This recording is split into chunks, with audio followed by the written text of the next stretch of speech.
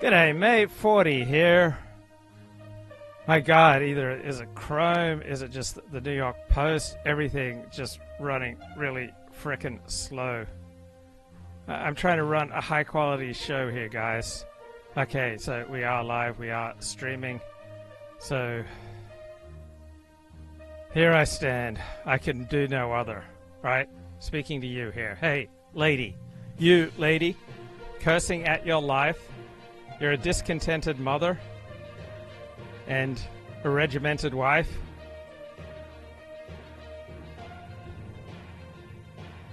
I have no doubt you dream about the things you'll never do, but I wish someone had to talk to me like I want to talk to you. All right, this is going to be a show from the heart. What can I say?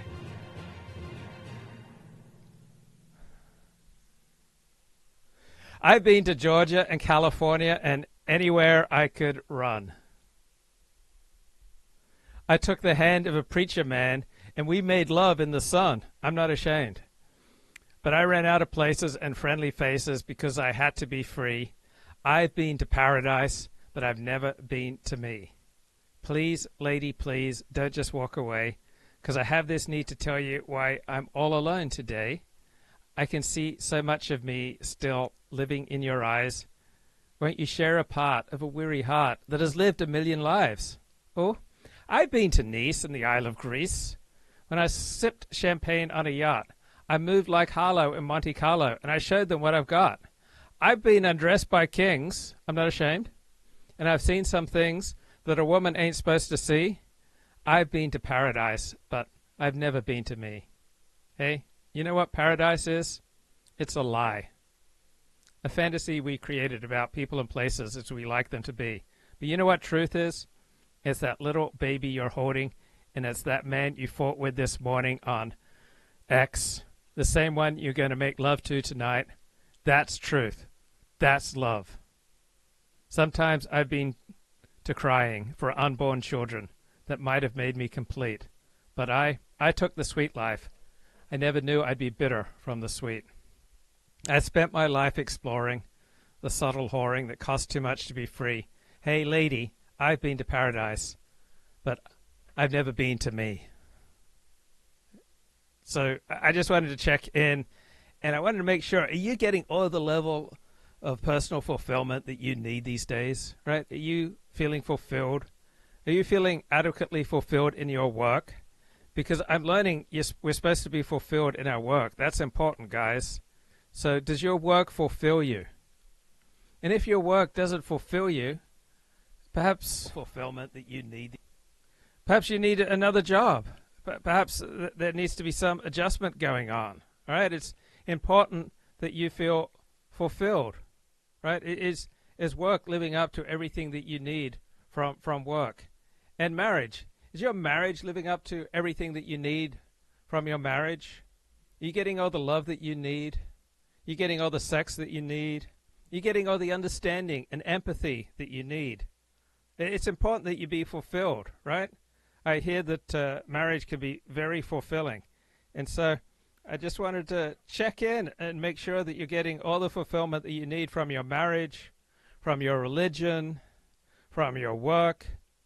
Are your best friends, are they fulfilling you? Are they giving you all the personal fulfillment that you need? Like, is your car fulfilling you? Is your internet service provider fulfilling you? Is your iPhone, right? Is your iPhone fulfilling you? Is it giving you everything you need from your iPhone? Right? Is your breakfast cereal fulfilling you? Are you getting everything that you need from your breakfast cereal? Are the TV shows that you're watching, are they exciting enough? Right? Are you getting everything that you need from the telly? What about American politics? Is Donald Trump fulfilling your needs? Because if Donald Trump is not fulfilling your needs, I want to hear about it. It's just so important that you feel fulfilled, right? if you're not getting filled up at work and in marriage and in your relationships and in your synagogue and on your TV set and with your internet service provider and your cell phone and your hobbies, are your hobbies everything that you need them to be? Is your yoga studio everything that you need it to be? Right? Are you feeling filled up by the amazing job that Donald Trump is doing as president? Right? We're here together to help you to achieve personal fulfillment, right? That's a really big topic these days, particularly in America, right? And I've learned that we're supposed to be feeling fulfillment at work, which is just completely ludicrous idea, right? This notion that you can feel fulfilled at work. All right, maybe 1% of people can feel fulfilled at work. This is such a post-enlightenment liberal delusion that we should just, number one purpose in life is follow our bliss. All right, everything I was just asking you is pretty much irrelevant from a trad perspective, right? From a hardworking, right-wing, nationalist trad perspective, right? Personal fulfillment is not the number one goal in life, right? The number one goal in life is to fit yourself to an order outside of yourself, to do your duty, right? If you play your role on the team, and your team should be your tribe, your nation, your community, your extended family, right? If you are playing your role on the team, then that should fill you up right there, right? We tend to put way too much weight on fulfillment, our own personal bliss, our own personal fulfillment. Work should fill us up. Marriage should fill us up. Friends should fill us up. Religion should fill us up, right? You look to any one of these things to fulfill you, and you're going to become disillusioned, right? Think about all the people who became disillusioned during the first few months of Trump's initial term. Oh, man, they were so disillusioned because they looked to Donald Trump and to MAGA and to politics to make them feel fulfilled, and then that didn't work out, so they became incredibly disillusioned, and they missed out on the tremendous amount of joy that is available right now just following the news. Right, if you're not counting on Donald Trump to fulfill you, if you're not counting on politics to fulfill you, if you're not counting on the news to meet your needs, then if you're not demanding and expecting anything from the news and from politics or from your personal political hero, then you can just enjoy what comes down the pike, right? I am just having so much fun with this Trump administration because I'm not depending on Donald Trump to fulfill me. I don't depend on work to fulfill me. I don't depend on super chats to fulfill me. Yes, you can super chat me right now. You can show your support for the Luke Ford Show. You can join the channel. There are 3 levels, all right, on the channel. For the $25 level, we'll connect on social media. How exciting is that, guys? For just $25 a month, we will connect on social media. What a bargain, man. What a bargain. I think that's level 3 of the membership on this channel. But I don't depend on your super chats and the applause and the ratings to fill me up. I don't depend on work. I don't depend on the Alexander technique. Rather, I try to fit myself to my duty. I try to fit myself to my obligations. I try to be a part of my team. And if I'm coming off the bench, if I'm washing the jock straps, if I'm bringing the stars water, all right, that's good enough for me as long as I'm a part of the team and I'm contributing to the team. I feel good, right? I don't follow my bliss. Now, if you try to fit yourself to your obligations, if you try to do your duty and you make that your number one priority in life, let me do my duty, let me step up to what is expected of me, let me meet my obligations to my family, my extended family, my friends, my community, and my nation. Right? Let me meet the obligations that I should take on as an adult. All right, and then you tweak that to make it more meaningful or more blissful or more fun or more fulfilling. Yeah, tweak that. All right. After number 1, you meet your obligations. You do the mitzvahs. You follow God's commandments, or you follow the commandments of reality. You step up to the transcendent moral code or to the demands of reality that exist outside of you. You fit yourself to the situations you enter into, and then you try to tweak things a little bit so you get more joy, more bliss, more fulfillment. I think that's great. But seek ye first the kingdom of heaven, or seek ye first reality, seek ye first God, seek ye first adult responsibility, seek ye first your responsibilities as a man, seek ye first taking care of your family and your extended family, your friends, and your community, right? Put first things first and then tweak them to get a little bit more fulfillment, all right? Work hard and find ways to make your work more enjoyable, more fulfilling, more blissful. Yeah, so when you put first things first, when you put the kingdom of heaven, you put reality, you put your obligations, all right? You put that which is above and beyond you, to which you want to fit yourself, you put that first, and then you tweak things, right, to find more fulfillment, more bliss, more joy. Then that's awesome, right? If you expect people to act dramatically against their self-interest, you'll be disappointed. But if you feel you are part of a winning team, if you feel that you are aligned with reality, if you feel like you are contributing to your team, then I think you should be pretty doggone happy right there. And speaking of happy, how about Ashley St. Clair? Right? I'm starting to think that she's not quite as trad as she portrays herself on social media. She does an excellent job selecting her photos and her public presentation. I always thought she was a beautiful, beautiful woman. But then there are all these very nasty personal comments that she was a slut, and I always ignored that. But now I'm starting to think that she's perhaps not quite as trad as she has presented herself. So she just had her second child out of wedlock. She claims to have had Elon Musk's 13th child. And she has revealed her life of secrecy after a whirlwind romance with the down-to-earth billionaire. So the conservative influencer has spoken publicly on Shabbos about her alleged relationship with Elon Musk, which she claims began in her DMs. So she says the 53-year-old Tesla and SpaceX mogul is funny and down-to-earth, but that he wanted to keep their baby a secret for everyone's safety. Ashley asked to keep her son's name a secret, but revealed that he is happy and healthy. She says she is 26. Wait, she was in college in 20... Is that right? She broke the internet on Friday when she posted on X that she gave birth to Elon Musk, a baby 5 months ago. Revelations she said she was forced to make due to prying reporters.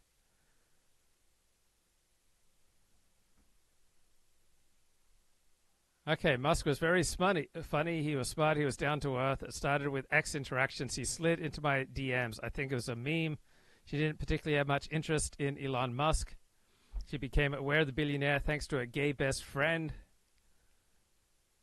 And then SpaceX CEO Seth Dillon, not the comic, called St. Clair, asked her to fly to San Francisco in the next 48 hours.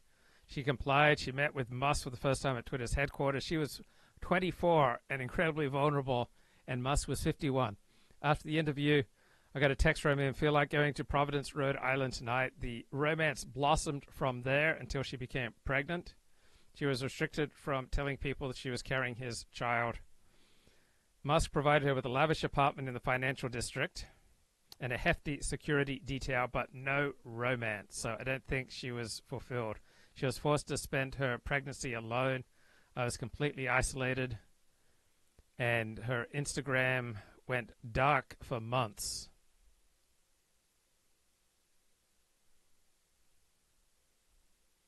Okay, so what's going on here? I think we're about to find out that Ashley St. Clair is crazier than Amber Heard. So Elon Musk responded to her allegation by saying, "Whoa." And Ashley responds, "We've been trying to communicate for the past several days. You have not responded. When are you going to reply to us?" Instead of publicly responding to smears from an individual just posted photos of me in my underwear at 15 years of age. So that's Milo Yiannopoulos. So here we get the Ashley St. Clair drama. So she plotted for half a decade to ensnare Elon Musk. So back in 2020, he has 7 kids, goes through women pretty fast, says Ashley. Interesting that Elon is responding to this clearly ingest screenshot that was discussed with his team months ago in a documented call. I would like to take this offline for our child's sake and have been attempted to do so for weeks. Security team on Elon's own platform locked the account he is now responding to for a week for posting a non-consensual underwear photo of me, I think at 15. Let me be the first to congratulate Ashley St. Clair on her joyous baby news. This is exactly what a child needs in their life. Elon seems like a real father of the year. This baby is going to be so loved. Managed to make herself famous enough to have a kid with the world's richest man. A triumph of the human spirit. Ashley St. Clair deleted these tweets as soon as she posted them.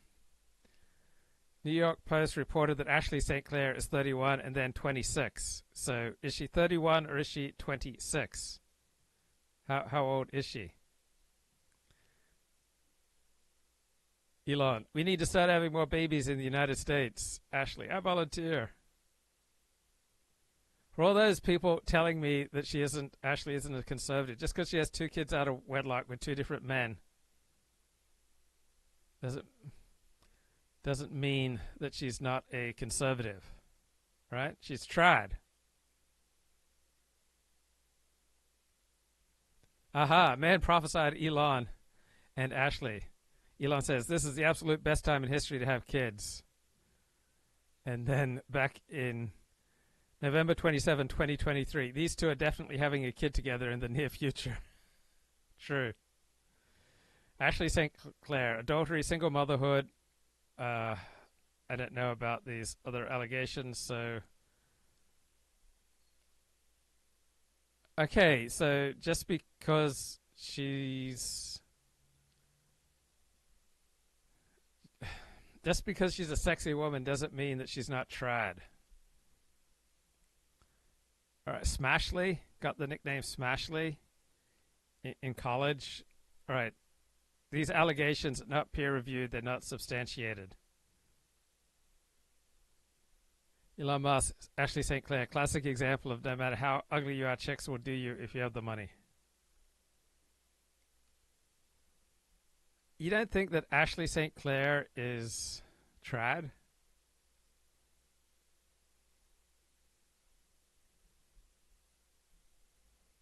Ashley has had a one-sided personal vendetta about my show for years. She's made many public statements, leaked private information about me. Away, you still have this massive group of young men who were clinging to that message on shows like the Whatever podcast. They're bringing them on for this humiliation porn. Why is all of this content allowed on YouTube? YouTube, who has been, at the forefront of we need to protect those who are, a protected class. And women typically fall into that class. So why all of a sudden is all of this content allowed on YouTube that is terribly misogynistic, that's terribly degrading to women? When I don't think that would have been allowed, years ago. I just don't. I think that would have been removed from the platform swiftly. Society hasn't changed that it's really fun to watch a witch be burned at the stake, right? Mm. It's really fun to watch this humiliation of women on shows like the Whatever podcast. Jesus Christ wants you to do OnlyFans work? Just so that we're clear? Yes. If God wanted you to do OnlyFans, then what would Satan want you to do? To stop doing OnlyFans. Yeah, why do you think he'd want you to stop? Because I love making sexual content. Yeah, that makes sense. So you think that God, his preference would be that you continue to make sexual content on your OnlyFans? Yes. He wants me to do it. You have these women who they know, they're just OnlyFans models. They're not exactly the brightest bulbs in the bunch. They're not bringing them on for intellectual conversation. They're bringing them on for this humiliation porn. And I think that's become really attractive and rewarded in algorithms. This sort of nastiness, this division of the sexes is rewarded a lot more than talking about what you or I or so many people might find more important. For example, what's something you might find more important than the gender divide? You could name a plethora of things. The issue in this country and the world and the West is not the division of the sexes. We're not going to look back and define this era by the division of the sexes or by the female era. We're never going to call it that. Okay, will the prospect of Super Chat revenue influence 40's conduct and his content choices? Watch to find out. Stay tuned.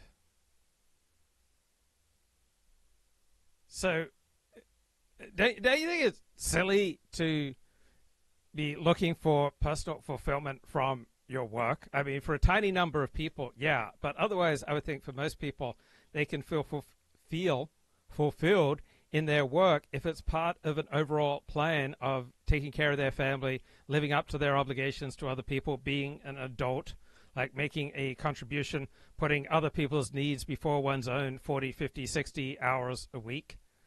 So for 1% of people, I think they can find personal fulfillment through your work. But otherwise, for most people, you find personal fulfillment by fitting yourself into something greater than yourself, right? There is a structure of right and wrong, meaning, morality, purpose outside of you.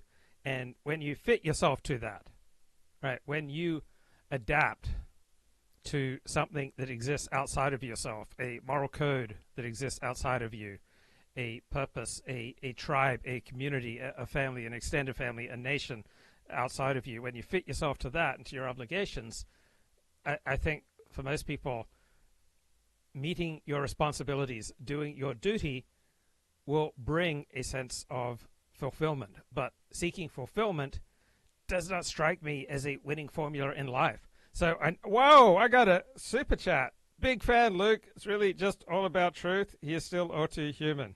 But is he really just, he is still auto-human? Wow. Whoa. Thank you so much. What the heck is this goal thing? Start making a goal. Make super chat more fun with a goal.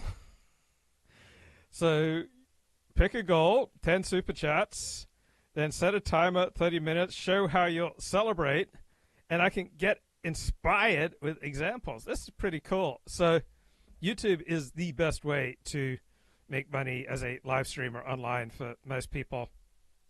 Far easier to monetize from things you post to YouTube compared to pretty much any other platform, to the best of my knowledge. My God, there are even goals.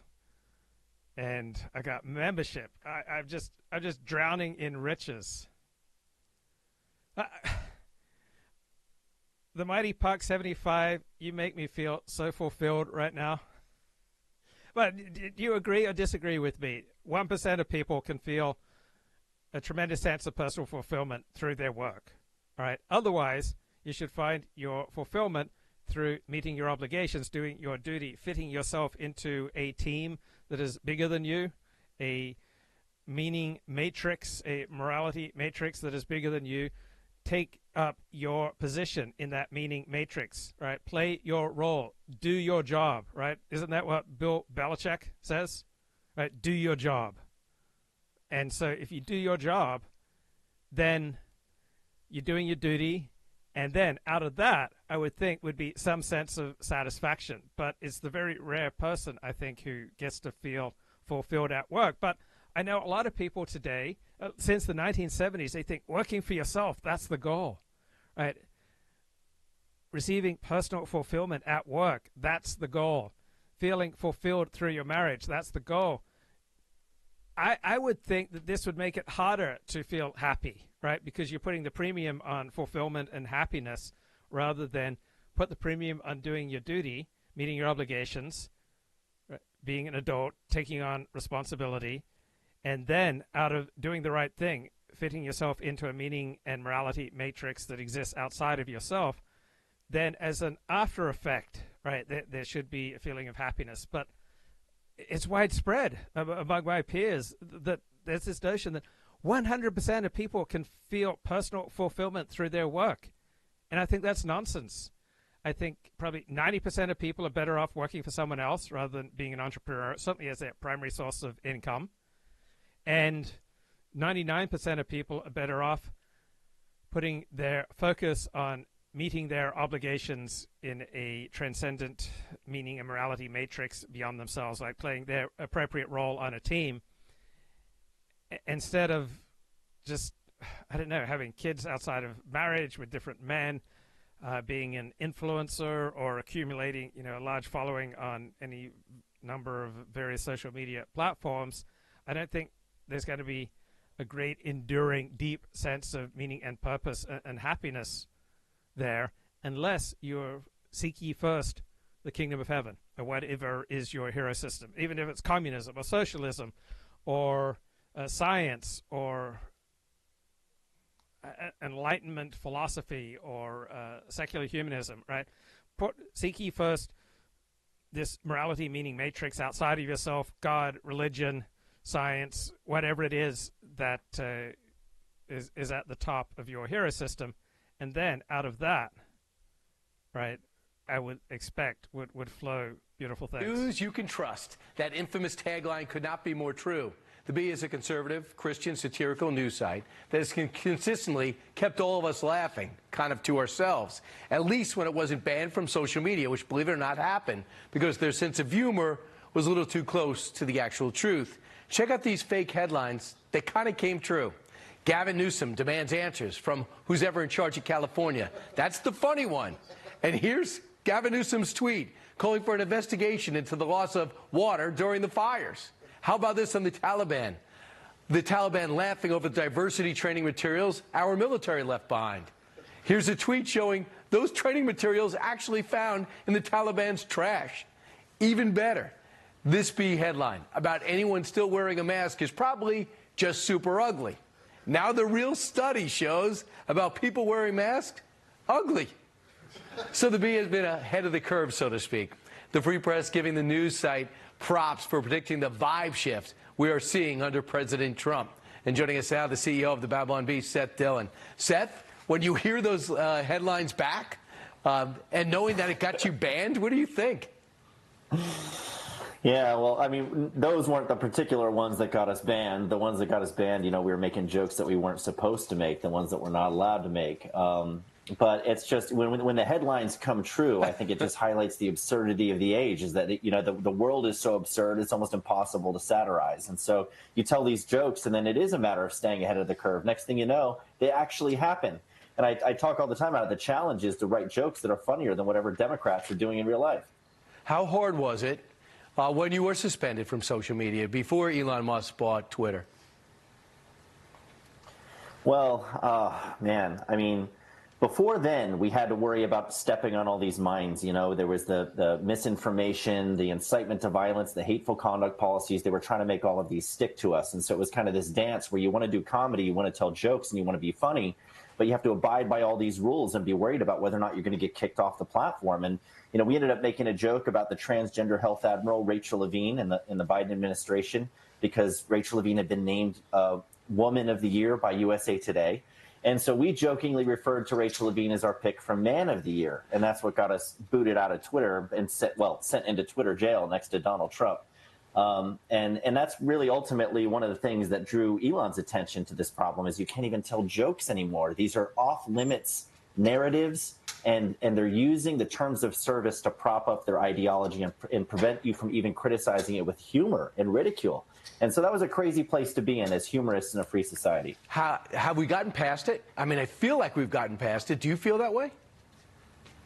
Yeah, largely. I mean, definitely on X. And you see some forward momentum there. You mentioned the vibe shift earlier. There's a huge vibe shift when you have, you know, these tech CEOs sitting there at the inauguration and being invited to Mar-a-Lago, and now kind of like cozying up to Trump a little bit and opening up their policies on free speech and saying they're not going to enforce the same kind of rules that they used to enforce. There's definitely a shift happening.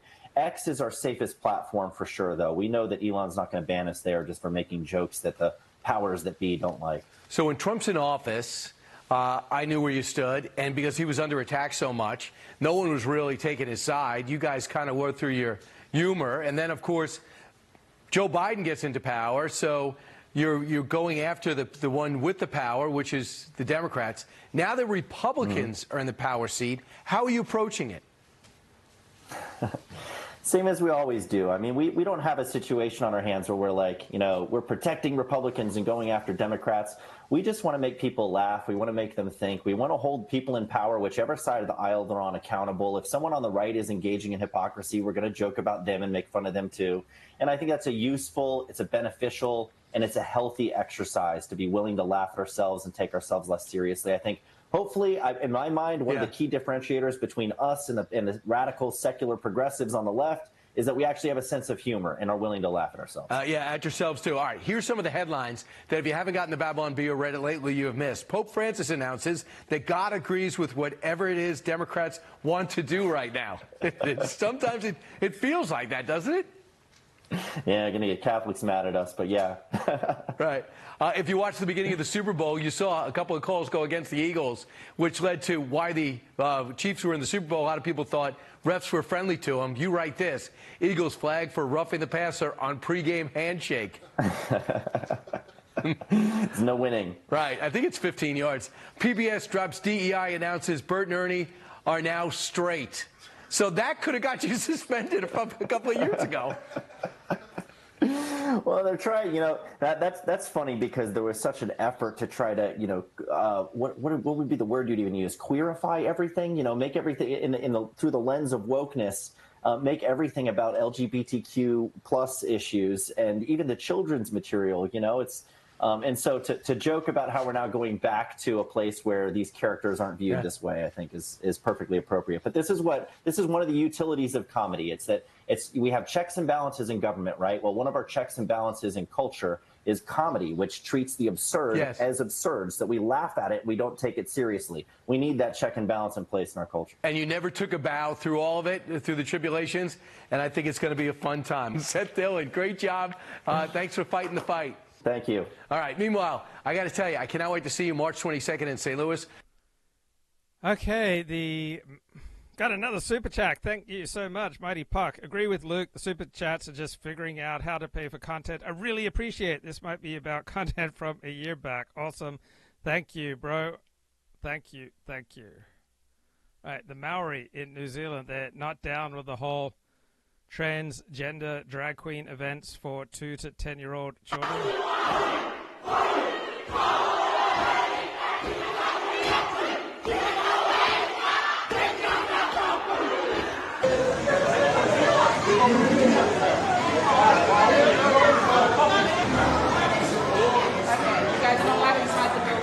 You're not able to bring a license. You're welcome to come in with me. Thank you. Sorry, no, not being it's a private event. No, this is a private event. They're not licensed. You have two kids, so you're not welcome to go. Thank you. No, you're not. It's a private event.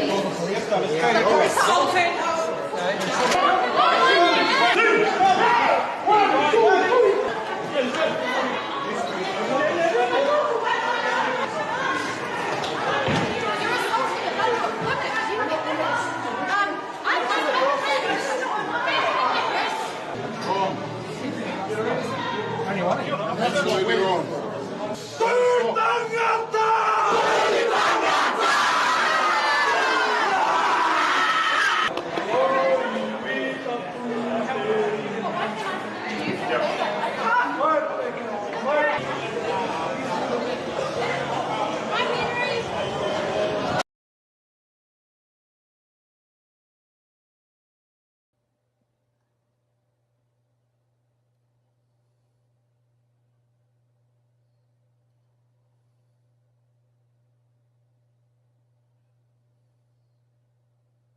Meanwhile, in Australia, my dad got jumped by a kangaroo. So my brother had a pet kangaroo, but after he reached about age 2 or 3, they had to give him to a shelter because they get quite quite rambunctious. They like to fight. Okay, I would have thought, yeah, well, no, I wouldn't have thought that the Maoris were down with the whole woke thing. Right, JD Vance thinks, okay, was JD Vance Sam Hyde posting in Germany? Contrary to what you might hear a couple mountains over in Davos, the citizens of all of our nations don't generally think of themselves as educated animals or as interchangeable cogs of a global economy. No fucking way. Bro, he watched Sam's video. That's the exact vocabulary Sam Hyde used. I just know his name is Asmongold. The only people who want to fix the American birth rate problem by turning America into India are fuckers. People are not interchangeable economic units. Oh my God. Does that sound like fun? It's just humans. They're just interchangeable economic units. Why wouldn't we want that? Yeah, he did? Yeah. Jesus. And it's hardly surprising that they don't want to be shuffled about or relentlessly. Thinking of people as interchangeable units, while it would be useful in a simulation or in an economic theorem, it strips them of their humanity. Super chats of the express train to audience capture. 40 needs to go back to Australia to deal with the fighting kangaroo problem along with the native cannibal tribes. What else we got here? I thought I had more. Anyway, points about AI. I mean, gosh, having a vice president who understands AI is just, it's mind-blowing. He could speak on a topic that's topical credibly. This was an awesome moment for America, I think. What are you implying there, J. Cal? I'm implying you might have workshopped it with him. No. Or that he's smart. Both of those things. The vice president wrote the speech, or at least directed all of it. So the ideas came from him. I'm not going to take any credit whatsoever for this. Okay, well, it was on point. Maybe you could talk about... I agree it was on point. I think it was a very well-crafted and well-delivered speech. He made 4 main points about the Trump administration's approach to AI. He's going to ensure, this is point 1, that American AI continues to be the gold standard. Fantastic check. 2, he says that the administration understands that excessive regulation could kill AI just as it's taking off. And he did this in front of all the EU elites who love regulation, did it on their home court. And then he said, number 3, AI must remain free from ideological bias, as we've talked about here on this program. And then number 4, the White House, he said, will, quote, maintain a pro-worker growth path for AI so that it can be a potent tool for job creation in the U.S. So what are your thoughts on the 4 major bullet points in his speech here in Paris? Well, I think that the vice president, you knew he was going to deliver an important speech as soon as he got up there and said that I'm here to talk about not AI safety, but AI opportunity. And to understand what a bracing statement that was, and really almost like a shot across the bow, you have to understand the history and context of these events. For the last couple of years, the last couple of these events have been exclusively focused on AI safety. The last in-person event was in the UK at Bletchley Park, and the whole conference was devoted to AI safety. Similarly, the European AI regulation obviously is completely preoccupied with safety and trying to regulate away safety risks before they happen. Similarly, you had the Biden EO, which was based around safety. And then you have just the whole media coverage around AI, which is preoccupied with all the risks from AI. So to have the vice president get up there and say right off the bat that there are other things to talk about in respect to AI besides safety risks, that actually there are huge opportunities there, was a breath of fresh air. And like I said, kind of a shot across the bow. And yeah, you could almost see some of the Eurocrats, they needed their fainting couches after that. Eurocrats. Trudeau looks like his dog just died. So I think that was just a really important statement right off the bat to set the context for the speech, which is AI is a huge opportunity for all of us, because really that point just has not been made enough. And it's true, there are risks, but when you look at the media coverage and when you look at the dialogue that the regulators have had around this, they never talk about the opportunities. It's always just around the risk. So I think that was a very important corrective. And then, like you said, he went on to say that the United States has to win this AI race. We want to be the gold standard. We want to dominate. That was my favorite part. Yeah. And by the way, that language about dominating AI and winning the global race, that is in President Trump's executive order from week 1. So this is very much elaborating on the official policy of this administration. And the vice president then went on to say that he specified how we would do that, right? We have to win some of these key building block technologies. We want to win in chips. We want to win in AI models. We want to win in applications. He said we need to build, we need to unlock energy for these companies. And then most of all, we just need to be supportive towards them as opposed to regulating them to death. And he had a lot to say about the risk of overregulation, how often it's big companies that want regulation. He warned about regulatory capture, which our friend Bill Gurley would like. And he said that so basically having less regulation can actually be more fair, can create a more level playing field for small companies as well as big companies. And then he said to the Europeans that we want you to be partners with us. We want to lead the world, but we want you to be our partners and benefit from this technology that we're going to take the lead in creating. But you also have to be a good partner to us. And then he specifically called out the overregulation that Europeans have been engaged in. He mentioned the Digital Services Act. which has acted as like a speed trap for American companies. It's American companies who've been overregulated and fined by these European regulations, because the truth of the matter is that it's American technology companies that are winning the race. And so when Europe passes these onerous regulations, they fall most of all on American companies. And he's basically saying, we need you to rebalance and correct this, because it's not fair and it's not smart policy, and it's not going to help us collectively win this AI race. And that kind of brings me just to the last point, is I don't think he mentioned China by name, but clearly he talked about adversarial countries who are using AI to control their populations, to engage in censorship and thought control. And he basically painted a picture where it's like, yeah, you could go work with them, or you could work with us. And we have hundreds of years of shared history together. We believe in things like free speech, hopefully, and we want you to work with us. But if you are going to work with us, then you have to cooperate, and we have to create a reasonable regulatory regime. Naval, did you see the speech, and your thoughts just generally on JD Vance and having somebody like this, representing us and wanting to win American exceptionalism? Very surprising, very impressive. I thought he was polite, optimistic, and just very forward-looking. It's what you'd expect an entrepreneur or a smart investor to say. So I was very impressed. I think the idea that America should win, great. I think that we should not regulate. I also agree with. I'm not an AI doomer. I don't think AI is going to end the world. That's a separate conversation. But there's this religion that comes along in many faces, which is that, climate change is going to end the world. AI is going to end the world. Asteroids going to end the world. COVID-19 is going to end the world. And it just has a way of fixating your attention, right? It captures everybody's attention at once. So it's a very seductive thing. And I think in the case of AI, it's really been overplayed by incentive bias, motivated reasoning by the companies who are ahead and they want to pull up the ladder behind them. I think they genuinely believe it. I think they genuinely believe that there's safety risks, but I think they're motivated to believe in those safety risks, and then they pass that along.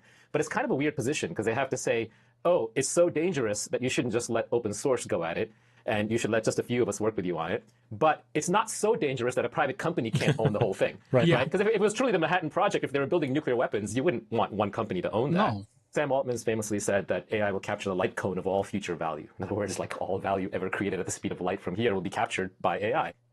So if that's true, then I think open source AI really matters, and little tech AI really matters. The problem is that the nature of training these models is highly centralized. They benefit from supercomputer clustered compute. So it's not clear how any decentralized model can compete.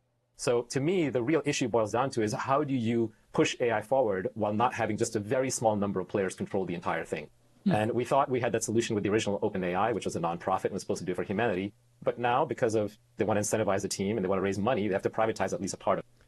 So I started watching another Taylor Sheridan series, Mayor of Kingstown. It is so good.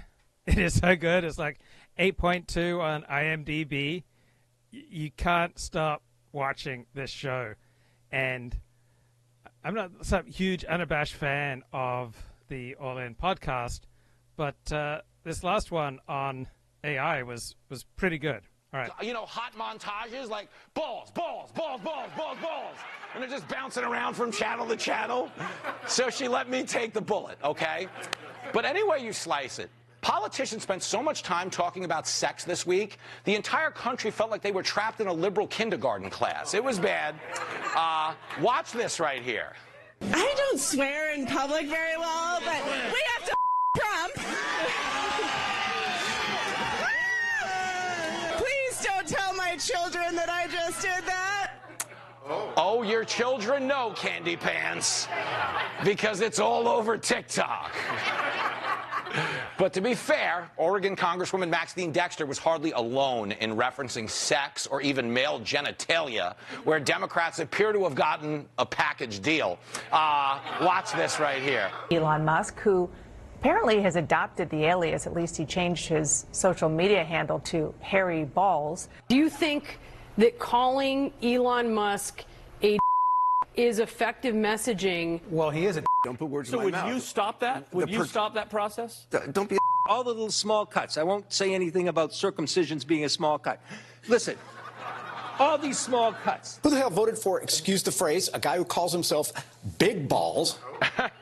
I don't know what we just watched, but apparently Democrats have hired 2 new consultants.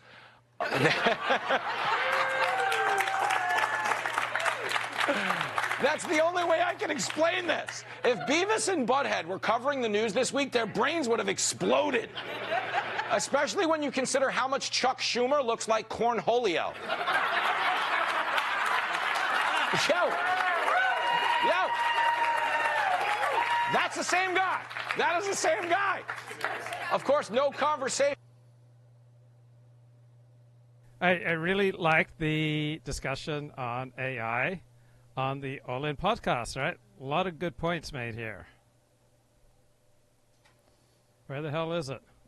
Here we go. Right. Well, it's not clear to me why they need to privatize the whole thing. Like, why need to buy out the nonprofit portion? You could leave a nonprofit portion and you could have the private portion for the incentives. But I think that the real challenge is how do you keep AI from naturally centralizing? Because all the economics and technology underneath are centralizing in nature. If you really think you're going to create God, do you want to put God on a leash with one entity controlling God? That to me is the real fear. I'm not scared of AI. I'm scared of what a very small number of people who control AI do to the rest of us for our own good, because that's how it always works. So well said. Probably should go with the Greek model, having many gods and heroes as well. Free. So I think we really get it wrong when we try and assume the technology as a transplant for last year or last century, and then we kind of become techno-pessimists because we're worried about losing what we have. Are you a techno-pessimist or are you optimist? Because you bring up the downside an awful lot here on the program, but you are working every day in a very optimistic way to breed, better strawberries and potatoes for folks. So you're a little bit of a... No, I have no techno-pessimism whatsoever. I try and point out why the other side is acting the way they are. Got it. Okay. Putting it in full context. And what I'm trying to highlight is I think that framework is wrong. I think that framework of trying to transplant new technology onto the old way of things operating is the wrong way to think about it. And it creates this, because of this manifestation about worrying about downside, it creates this fear that creates regulation like we see in the EU. And as a result, China's GDP will scale while the EU's will stagnate if that's where they go. That's my assessment or my opinion on what will happen. Chamath, you want to wrap this up for us? What are your thoughts on JD? I'll give you two. Okay. The first is I would say this is a really interesting moment where I would call this the tale of two vice presidents. Very early in the Biden administration, Kamala was dispatched on an equally important topic at that time, which was illegal immigration, and she went to Mexico and Guatemala. And so you actually have a really interesting A/B test here. You have both vice presidents dealing with what were in that moment incredibly important issues. And I think that JD was focused, he was precise, he was ambitious, and even the part of the press that was very supportive of Kamala couldn't find a lot of very positive things to say about her. And the feedback was, it was meandering. She was ducking questions. She didn't answer the questions that she was asked very well. And it's so interesting because it's a bit of a microcosm then to what happened over these next 4 years and her campaign, quite honestly, which you could have taken that window of that feedback. And unfortunately for her, it just continued to be very consistent. So that was one observation I had because I heard him give the speech. I heard her. And I had this kind of moment where I was like, wow, two totally different people. The second is on the substance of what JD said. I said this on Tucker, and I'll just simplify all of this into a very basic framework, which is if you want a country to thrive, it needs to have economic supremacy and it needs to have military supremacy. In the absence of those two things, societies crumble. And the only thing that underpins those two things is technological supremacy. And we see this today. So on Thursday, what happened with Microsoft? They had a $24 billion contract with the United States Army to deliver some whiz-bang thing. And they realized that they couldn't deliver it. And so what did they do? They went to Anduril. Now, why did they go to Anduril? Because Anduril has the technological supremacy to actually execute. A few weeks ago, we saw some attempts at technological supremacy from the Chinese with respect to DeepSeek. So I think that this is a very simple existential battle. Those who can harness and govern the things that are technologically superior will win, and it will drive economic vibrancy and military supremacy, which then creates safe, strong societies. That's it. So from that perspective, JD nailed it. He saw the forest from the trees. He said... Okay, we have a challenge from Elliot Blatt in the chat. Name one successful application of AI. Well, we have self-driving cars all around Los Angeles, and I assume they're in San Francisco and elsewhere. They are powered by AI. Fraud detection. Right? AI analyzes transaction patterns to identify suspicious activity in real time. Personalized recommendations on e-commerce platforms or on Netflix. Right? AI algorithms suggest products based on a user's past purchase history. Right? It was AI that suggested to me beef organ capsules from ancestral supplements. Right? AI on Amazon put that in front of me, and it saved my life, changed my life, transformed my life, skyrocketed my life, lifted me out of a slough of low energy, weakness, and restored me to reality. Thank you, AI. Thank you to the recommendation algorithm on Amazon. Virtual assistants like Siri and Alexa. So using natural language processing to answer questions, perform tasks based on voice commands. So many different medical diagnosis, right? AI is far better at diagnosing disease than doctors.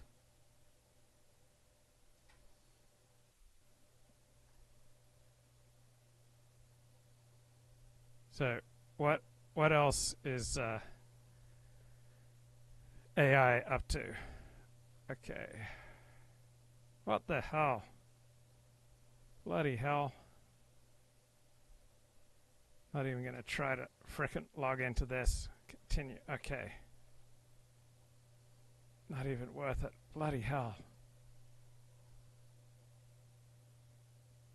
Exactly what I think needed to be said, and put folks on notice that you're either on the ship or you're off the ship. And I think that was really good. Yeah. And there was like a little secondary conversation that emerged, Sachs, that I would love to engage you with if you're willing, which is this civil war, quote unquote, between maybe MAGA 1.0, MAGA 2.0, techies in the MAGA party like ourselves, and maybe the core MAGA folks. We can pull up the tweet here in JD's own word, and he's been engaging people in his own words. It's very clear that he's writing these tweets, a distinct difference between other politicians in this administration, and they just tell you what they think. Here it is. I'll try and write something to address this in detail. This is JD Vance. Okay, just Google what are some common applications for AI. All right, e-commerce. Right, Amazon uses AI to recommend products to its users based on their browsing history, past purchases, and preferences. AI on Amazon gave me beef organ capsules. Education. Right, so Simpler Learn uses AI algorithms to offer course recommendations, provide personalized feedback to students.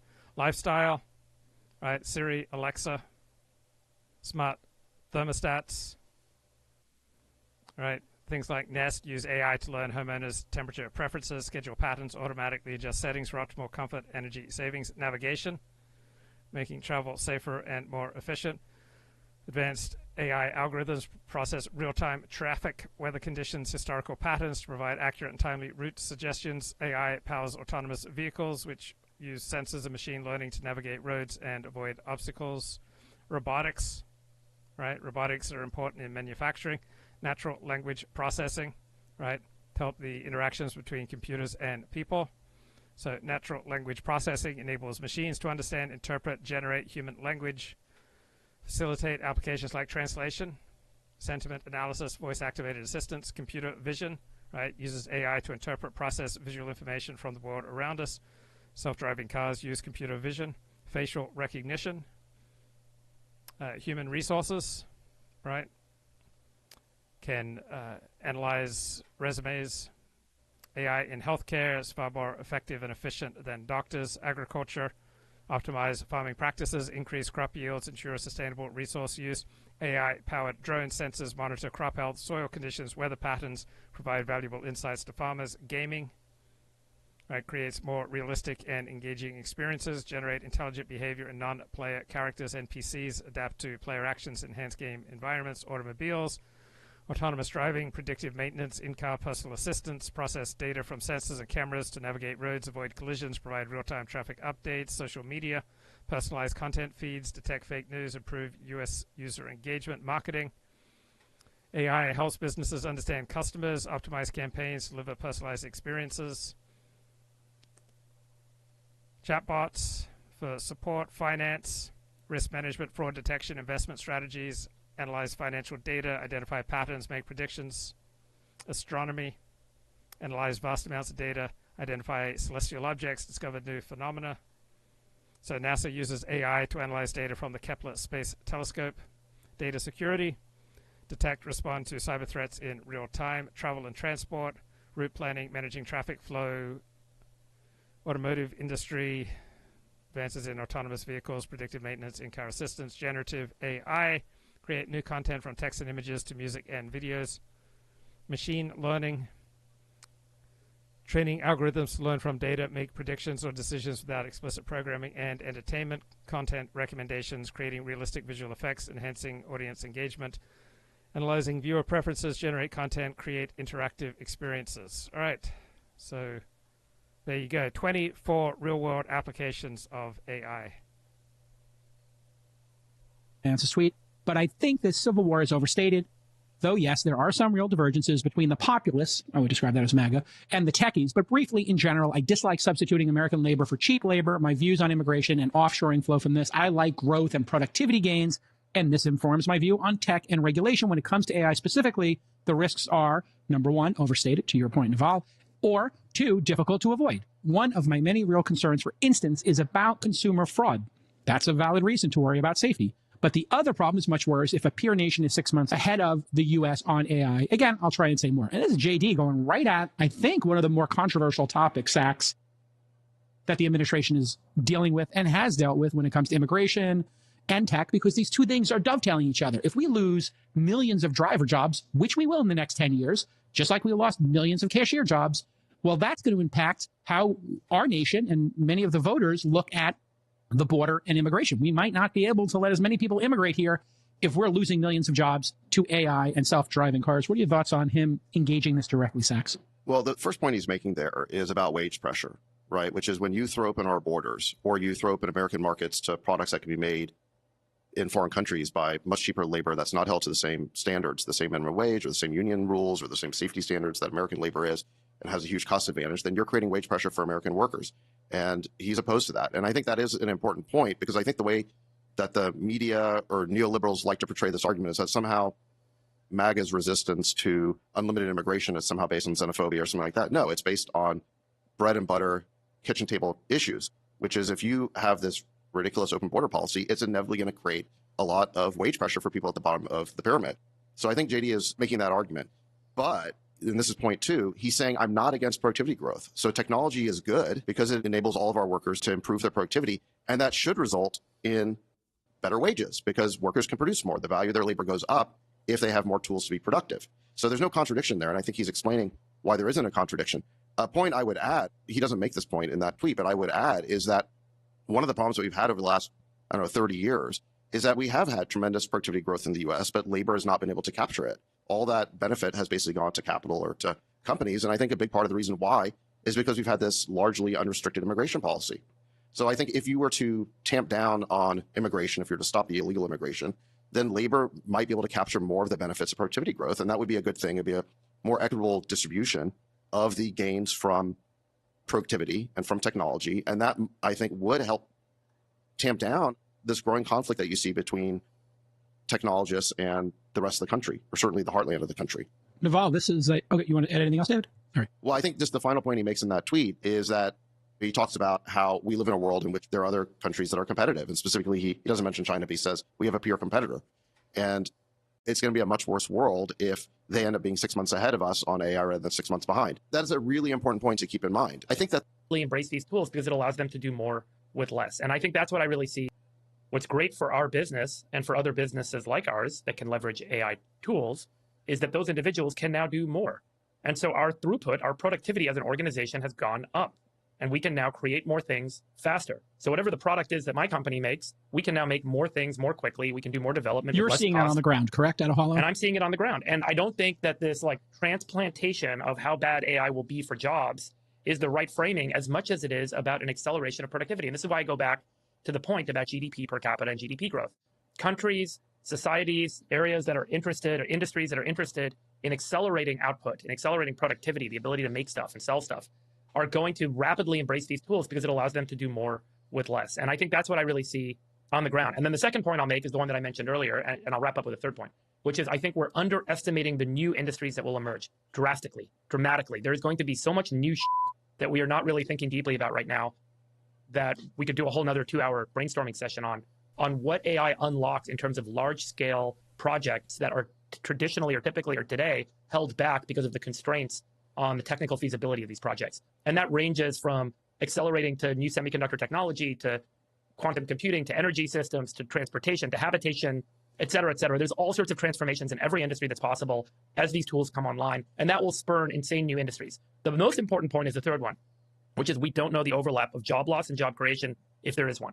And so the rate at which these new technologies impact and create new markets, but I think Naval is right. I think that what happens in capitalism and in free societies is that capital and people rush to fill the hole of new opportunities that emerge because of AI, and that those grow more quickly than the old bubbles deflate.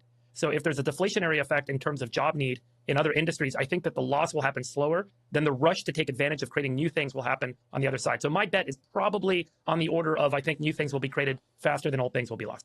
I think And actually, as a quick side note to that, the fastest way to help somebody get a job right now, if you know somebody in the market who's looking for a job, the best thing you can do is say, hey, go download the AI tools and just start talking to them. Just start using them in any way. And then you can walk into any employer in almost any field and say, hey, I understand AI, and they'll hire you on the spot.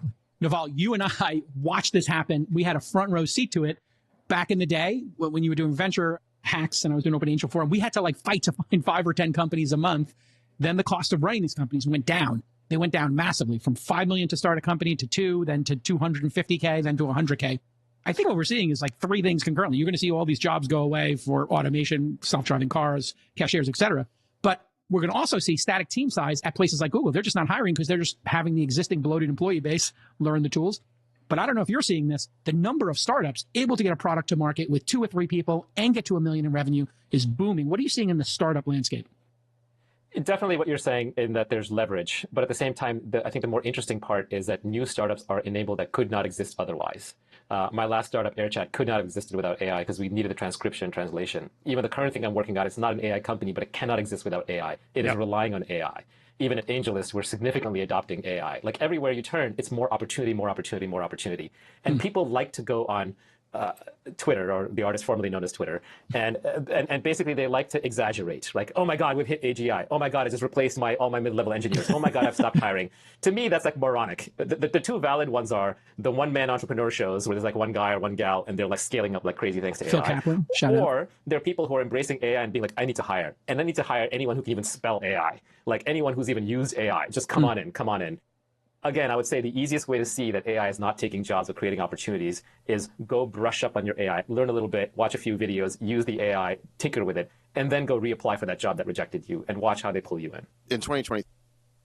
Yeah, some great points there from the All In podcast. All right, quick comedy break here from Fox. Because the nonpartisan Government Accountability Office found that America loses between $233 and $521 billion to fraud each year, okay? Meaning all of us, Republicans, Democrats, if you're paying taxes, we're losing about $500 billion to fraud each year. Historians say that's the highest level of fraud since Elizabeth Warren's DNA test. And she's a fake. Just like she said she was an Indian, and she wasn't an Indian. You have more Indian blood in you than she has. She went to college based on the fact that she was an Indian. She got jobs based on the fact that she was an Indian. She's a fake. I mean... Okay, so why are the Serbians so good at basketball? And are there any wider lessons here? Right, the Lakers got Luka Doncic, and a great player from Slovenia. But why did this one little part of the world produce so many great basketball players? Biggest superstars come from tiny countries in the Balkans. Serbia and Slovenia together have a population smaller than Florida, and yet they keep producing elite basketball talent. This isn't a coincidence. Imagine a world where Nikola Jokic and Luka Doncic wear the same jersey. Not just in an all-star game, not just for a charity event, but every summer, dominating international basketball. A team so stacked, even the U.S. would fear them. This isn't just a fantasy, it was destiny. Well, until this happened. The fragile peace in Yugoslavia is more fragile than ever. Truce talks between federal officials and the Republic of Slovenia broke down again today. And the president of Yugoslavia's largest republic is warning his people to be prepared for war. A negotiating team from the European community arrives tonight to help monitor a ceasefire which many are counting on, but almost no one is betting on. In 1991, Slovenia and Croatia declared independence from Yugoslavia. The breakup turned violent, leading to the Yugoslav Wars, one of the bloodiest conflicts in modern European history. Bosnia and Herzegovina followed. And by 1995, what was once a united country had split into several independent nations: Serbia, Croatia, Slovenia, Bosnia and Herzegovina, Montenegro, and North Macedonia. The impact on basketball was immediate. The Yugoslavian national team in 1990 defeated the United States in the final round and won the FIBA World Championship. and in 1989 and 1991 won the Eurobasket gold, but was banned from the 1992 Olympics due to UN sanctions against Serbia and Montenegro. Croatia, led by Petrovic and Kukoc, still made the finals, but lost to the legendary Dream Team. Meanwhile, Serbia, home to some of the best players like Vlade Divac, couldn't compete internationally. Yugoslavia's golden generation had been forced to split apart. Despite the political separation, the Yugoslavian approach to basketball remained intact. Coaches continued to emphasize a style that focused on high basketball IQ, passing, and team-oriented play. This system has shaped modern players like Jokic and Doncic. Well, I just wonder, are there any other activities where a high IQ, being team-oriented, being disciplined, working in a cohesive and trusting way with other people, where that tends to lead to good results? Who play with an old-school feel despite being dominant in the NBA today. There's a common trait among players from the Balkans. They're tough, insanely skilled, and always play with an edge. They never back down. This isn't by accident. It's the result of a distinct basketball culture that was rooted in their predecessors. Unlike the United States, where players develop through high school, college, and AAU circuits, the Balkan system is entirely different. Young players are integrated into professional environments at an early age, playing against grown men rather than competing in highlight-driven showcases. This results in players entering the NBA with a stronger fundamental base and a deeper understanding of the professional game. Wow, so apparently a group strategy is superior to an individualist strategy in basketball, and I suspect in some other areas of life. I have a hard time watching high school kids play or younger kids play because they're more talented than ever. They're better athletes than ever. They can do more things than kids 10 years ago, 15 years ago, 20 years ago. But they're not better basketball players because this coach or that system has them playing 6 games on Saturday, and they practice once that week. And it's the same for soccer. This is a dominant reason why we're not making great soccer teams. The American team is so mediocre. It's totally opposite of what they do in Europe, where you will practice 6 days and you will play once. So you wonder why all these kids coming from Europe, they say, well, why are they so fundamentally sound? Why can they all dribble? They can all pass. They can all shoot. Doesn't matter whether they're 5'10" or 6'10". Because they practice. They don't play games. The stricter defensive rules in European basketball demand a more disciplined, team-oriented approach, qualities that translate seamlessly to the NBA. Right, a team-oriented approach will usually win out in life. Right, it's a happier way to live a life. Right, being team-oriented means that you recognize that there is a matrix of meaning and morality outside of yourself, and your primary duty in life is not to follow your bliss, but to find your role on the team. When you find your role on the team, when you put your team first, right, out of that springs fulfillment and meaning and purpose and morality. In basketball, in life, in business. When I was in Madrid, I was always playing with the older guys, so I could learn a lot from them. Then with 16, I started to practice with the first team. And, you just watch and then try to do it on the court and just learn from that. So just kind of compare the two, the NBA between Europe. Well, I would say European basketball is more team basketball, more tactics basketball. But it's... Wow, European basketball is more team basketball? I remember hearing something like that in high school. I heard about European basketball versus African basketball, that one was more team-oriented, where players would sacrifice each other for the good of the team. The other was more showy and individualist. Whoa! We've got a membership. Sweet. This is really exciting. Thank you. Thank you for joining up. Good times. Why did Samala give Rebecca a membership? Because it's the greatest gift of all. Wow, 5. Samula, thank you so much. Scott S. Marlene, Team Blair. Wow. Bro. Thank you. Thank you. Thank you. You know, it's very different because the court is smaller, the fouls are different, the rules are different, so everything's different, and you have less time. But I only say scoring is easier in NBA just because of the amount of the different rules, the less space, the time. So that's why I said it. So you think it's harder to score 30 points in a EuroLeague game than it is in an NBA game? Yeah, 100%. But there's better players over here. Oh, way better players. Yeah. I'm just saying because of the rules. Yeah. Because the guy can stay. If you have a guy. Right. Think about the wide receivers on the New England Patriots. Right. Not exactly the most imposing physical specimens, but they would block. Right. They would do everything that they could to help the team advance, and they had stamina.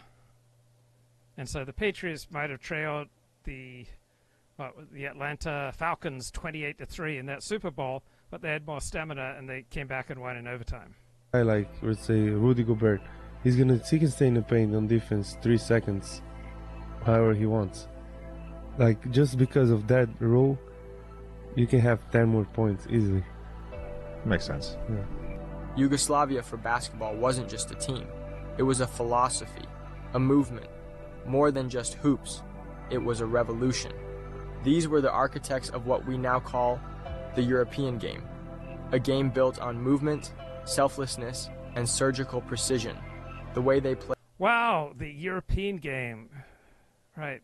Cohesive, trusting, sacrificing for each other, selflessness.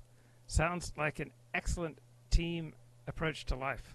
Played, the spacing, the constant ball movement, the team-first mentality was decades ahead of its time. The collapse of Yugoslavia tore apart friendships and families.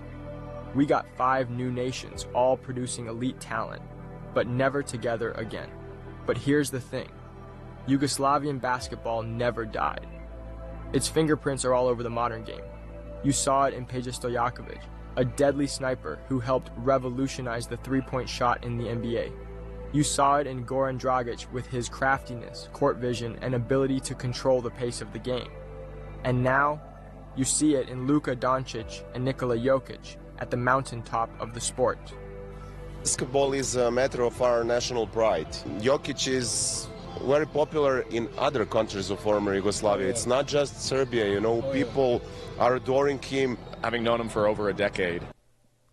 So, what is it about the Balkans? Why are they so good in at basketball? basketball? In the 2023 World Cup, 6 players in the NBA, out of which one has won the MVP twice. Another is one of the leaders for the Hawks, and one is a former EuroLeague MVP. Add to that 27 EuroLeague players and all the historic achievements prior, making me ask this: why Serbians are so good at basketball? And of course, as a Lithuanian, I cannot just give you a straight-up answer. That's why I spoke with Serbian basketball journalist Nikola Stojkovic, who helped me understand the reasons behind Serbia's success. The first reason that Nikola mentioned was genetics. I think it's genetics.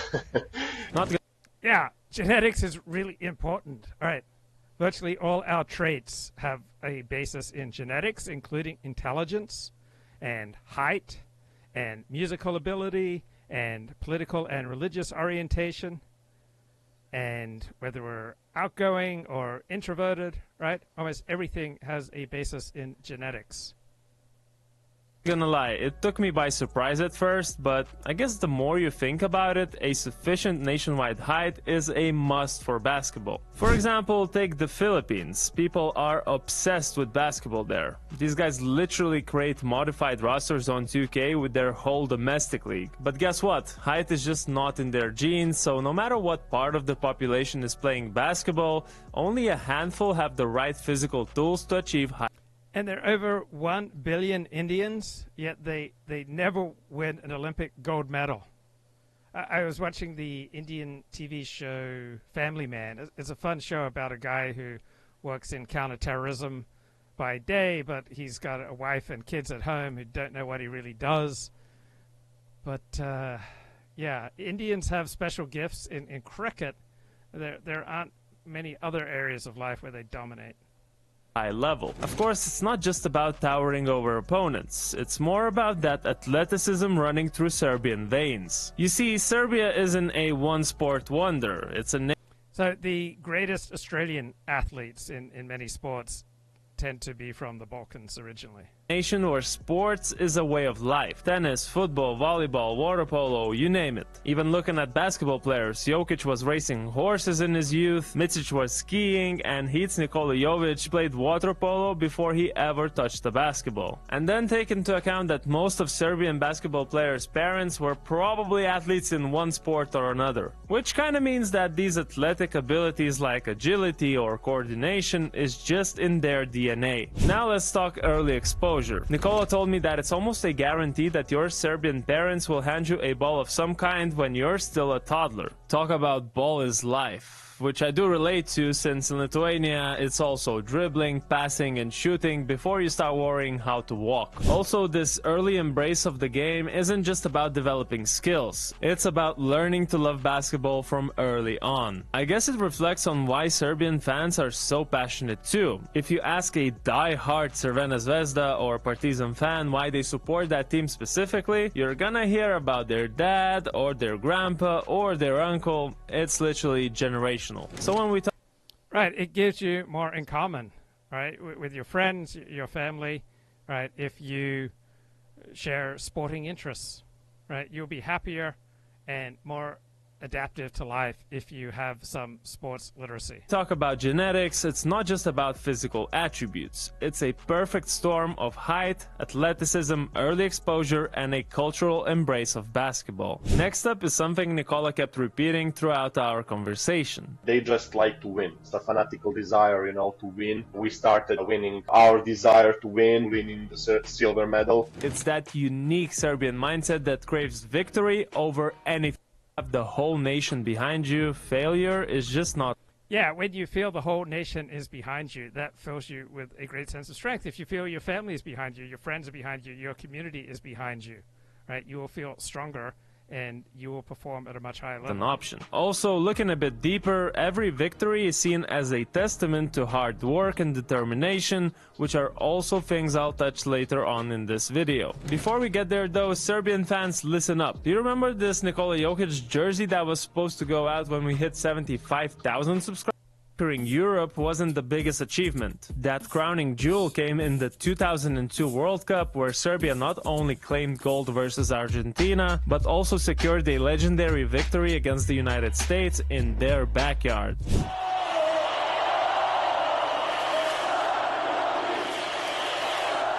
The history between these two countries definitely made it a much bigger deal, and that's why eliminating the US in the quarterfinals is something every Serbian remembers today. Where were you on 5th of September of 2002? They will definitely say, they were watching the game against USA, and to beat USA in their backyard is something to remember. Since the collapse of Yugoslavia in 1991, Serbia won another 12 medals and produced so many great NBA and EuroLeague players that naming all of them would really be pointless. But that leads me to my next point, which is Serbian School of Basketball. Let's try to break it down a little. At the heart of it, we find two words: hard work. That Serbian, or perhaps more accurately Yugoslavian work ethic has literally. So what happens when you combine good genetics, all right, social trust and cohesion, right, a sense that you're in it together, right, a group strategy, and hard work, right, you've got a winning formula. Becomes synonymous with European basketball in general. Reasons being that a lot of great Balkan coaches who were taught basketball there later passed on that mentality to their players, who then would become coaches, and the cycle continues. Remember the news of 5 or 6 hour long practices in Europe? Sure, some reports were exaggerated, but that's not the point. Long practices and hard work is something that starts from the youth system and continues into the professional scene. It obviously has become a topic of discussion in the modern times, whether it should change and adapt. Okay, good genetics, hard work, group cohesion, winning formula for life, group strategy,